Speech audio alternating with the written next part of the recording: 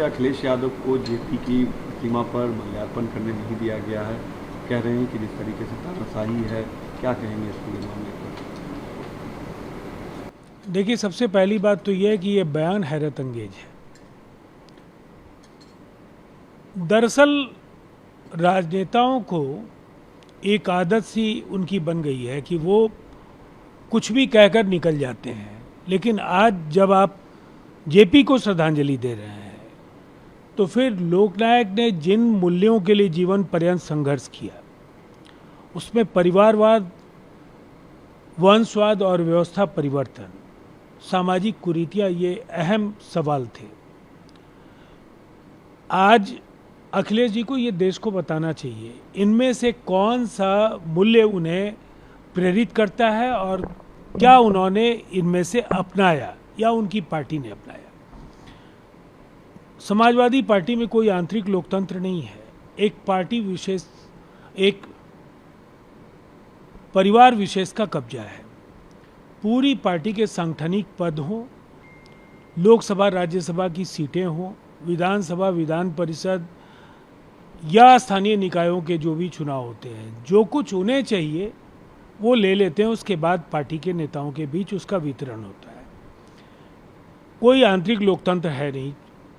वहाँ चुनाव के नाम पर खानापूरी होती है और उसके बाद आप इस अवसर पर आप नसीहत दे रहे हैं नीतीश कुमार जी को, रिश्ते तोड़ने की सलाह दे रहे हैं। दरअसल बिहार के मुख्यमंत्री नीतीश कुमार तो लोकनायक जयप्रकाश नारायण के एक प्रमुख सेनानी हैं, उस आंदोलन के अगली कतार के नेता हैं। दूसरी तरफ बिहार में उन्होंने उन जीवन मूल्यों को अपनाया है।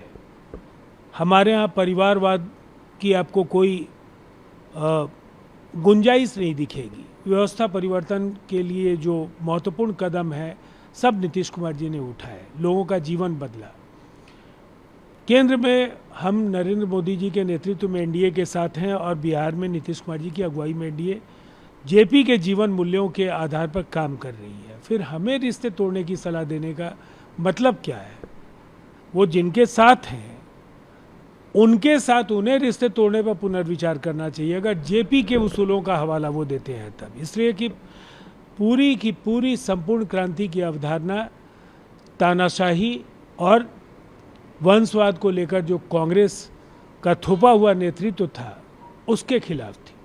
नीतीश जी को लेकर उन्होंने कहा कि समाजवादी नेता हैं वो, और कई ऐसे नेता सरकार में, उन्हें अलग हो जाना चाहिए, यही सही मौका है। देखिए, नीतीश कुमार जी के नेतृत्व में राज्य सरकार जेपी के उसूलों पर काम कर रही है। भारतीय जनता पार्टी अलायंस का एक महत्वपूर्ण हिस्सा है। पूरे समन्वय के साथ हम लोकनायक जयप्रकाश नारायण और तमाम समाजवाद के उन पुरोधाओं की स्मृतियों में जो उनके संकल्प थे, उनको जमीन पर उतार रहे हैं। दूसरी तरफ प्रधानमंत्री नरेंद्र मोदी के नेतृत्व में केंद्र सरकार भी बेहतर काम कर रही है। फिर सवाल कहाँ उठता है?